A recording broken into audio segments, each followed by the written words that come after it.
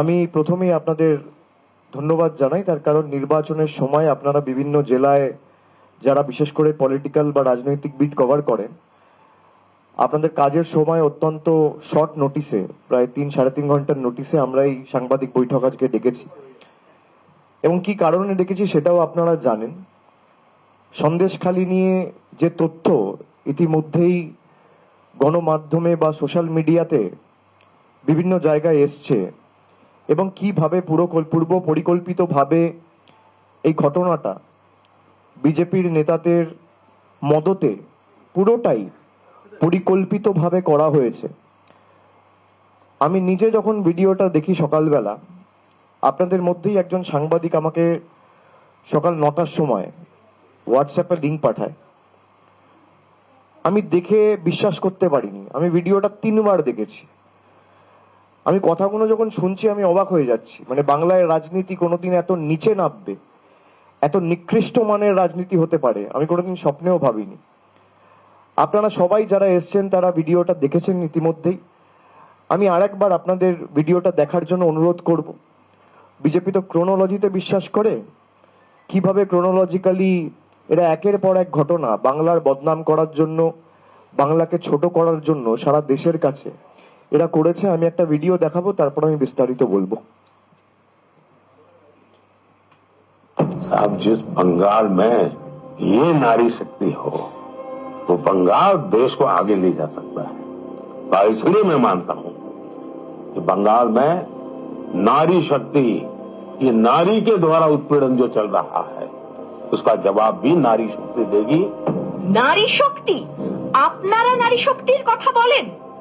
ধর্ষণের মতো ঘৃণ্য ঘটনাকে যারা হাতিয়ার করে ভোটে জিততে চায় তারা নারী শক্তির কথা বলে কোন মুখে? কি লেভেলের কাজ করেছে? রেপ হয় নাই, তাকে রেপে কনভার্ট করে দিয়েছে। আমি তো সেটাই করলাম। আমাকে আগে পড়ে যদি বুঝিয়ে দিত তাহলে তো ওকে আমি রাজি হতাম। আমাকে বোঝানো হয়, আমাকে যদি না বোঝায় তাহলে আমি হক করে যে সই করলাম, কোথায় ভুল করলাম কি ঠিক করলাম এটাও তো আমাকে বুঝতে হবে।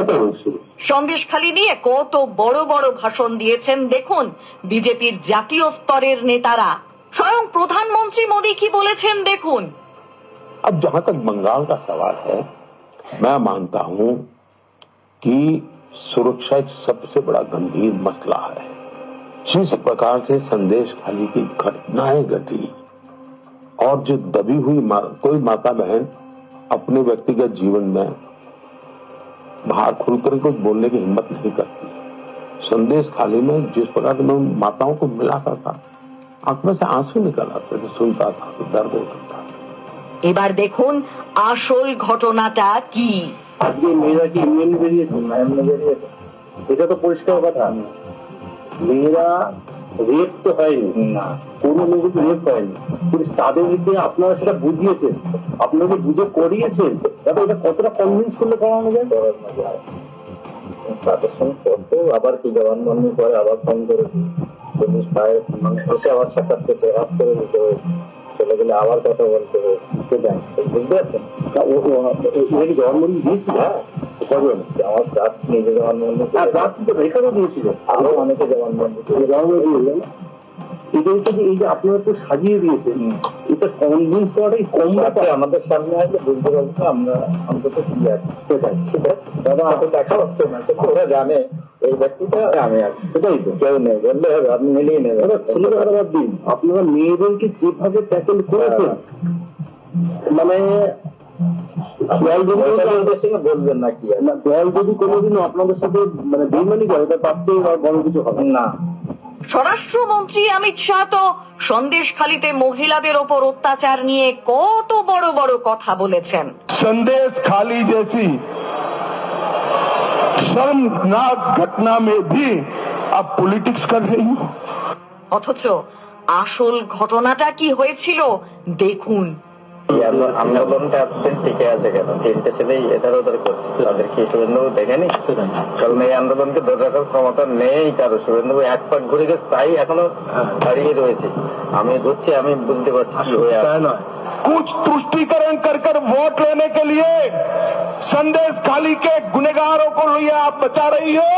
আজকে শুভেন্দুদা তার লোকদের দিয়ে টাকা পাঠানো, মোবাইল পাঠানো, সব সাপোর্ট গুলো দিচ্ছে বলে শুনুন দাদা, খালি জিনিসে কিচ্ছু ভালো এতে হবে না। मैंने रेखा पात्रा जी को टिकट देने के बाद फोन किया कि मैं मिला था पहले उनको, मैंने कहा दीदी आपके पास पैसे नहीं होंगे तो हम एक काम करेंगे, हम लोगों के पास जाएंगे, उन लोगों को कहेंगे कि रेखा दीदी के लिए एक वोट तो देना लेकिन 1 रुपया देना। तो मुझे रेखा जी कह रही है नहीं नहीं साहब, मैं पैसा नहीं मांगूंगी, मैं पैसे नहीं मांगूंगी। কত করে দিয়েছিল? ছিল এটা আমি শুনেছি, এত কম? কম 2000 করে ছিল। যারা এত বড় রিস্ক নিয়ে একটা কাজ করবে কেবলমাত্র না, আমাদের প্যাকেট দেওয়া হয়েছিল, তখনও প্রাপ্ত দেওয়া হয়েছিল এবং ও বলেছিল আমার একজন আছে তাও দেওয়া হয়েছিল। এরা রেপ তো হয়নি না, কোনো লোক রেপ হয়নি, কিন্তু তাদের মধ্যে আপনারা সেটা বুঝিয়েছেন, আপনাকে বুঝে করিয়েছেন, এটা কতটা কনভিন্স করলে করানো যায়? করানো যায়। তাদের সঙ্গে করতে আবার কি জবানবন্দির পরে আবার ফোন করেছি, পুলিশ প্রায় এসে আবার সাক্ষাৎ করছে, অফ করে দিতে হয়েছে, চলে গেলে আবার কথা বলতে হয়েছে। সেটাই বুঝতে পারছেন, ওই জবানবন্দি দিয়েছিল। আমার জাত নিজে জবানবন্দি, তো রেখারও দিয়েছিল, আরো অনেকে জবানবন্দি জবানবন্দি নাটকের একটা গুরুত্বপূর্ণ চরিত্র রেখা পাত্র এখন আবার লোকসভা ভোটেও লড়ছেন। তার হয়ে প্রচার করছেন আবার এই মণ্ডল সভাপতি গঙ্গাধর কয়াল নিজেই। যে ভিডিওতে যাকে দেখা যাচ্ছে এটা আপনি কি? এটা আমার ছবি দেখা যাচ্ছে। আর যে কথাগুলো শোনা গেছে সেগুলো আপনার মুখ থেকেই এসেছে তো? যেটা যেটা আপনারা যেটা দেখাচ্ছেন আমি বলছি সেটা হচ্ছে বক্তব্যটা আমারই স্যার।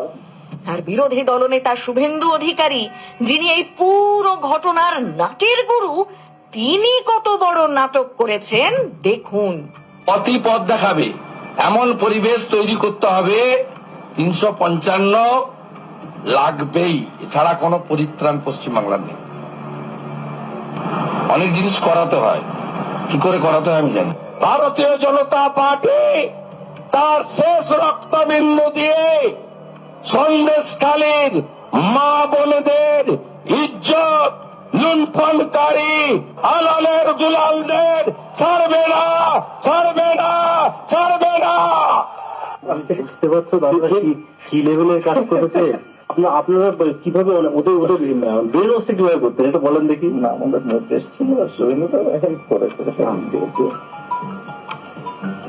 এইটা না করলে ওখানে আর এই টাবর মালকে গ্রেপ্তার না করাতে পারলে তোমরা ওখানে দাঁড়াতে পারবে না। আপনি ব্রেন ওয়াশটা কিভাবে করতেন? হ্যাঁ, ওই তো হচ্ছে কমপ্লেন গুলো এইভাবে করো, আর আপনি সেটা করেই দেন, ঠিক আছে? ওরা যেটা বলতো আমি করি। আপনি মেয়েদেরকে একটা মেয়ে যখন লিখতো যে আমাকে রেপ করেছে, মানে যেটা হয়নি তার সাথে লিখছে, সেই ক্ষেত্রে তো ওরা প্রথমে তো না বলতো আপনাকে। না বলেন, ওটা যেটা বলেছি সেটা শুনেছি। মোটামুটি যে আপনাদের এই আন্দোলনকে ধরে রাখতে দিলে ওদেরকে গ্রেপ্তার না করা পর্যন্ত কিন্তু আপনাদের এই আন্দোলন সাকসেস হবে না, মানে শিবু শাহজাহান পরবর্তীতে এতে গ্রেপ্তার না করলে এখানে আপনাদের টিকতে দেবেন, বুলেটের আঘাতে আপনাদের শেষ করে দেবে, তাই করে দিত। আমি বললাম যে ওকে জবানবন্দির জন্য নিয়ে যাওয়া। প্রথম জবানবন্দি কি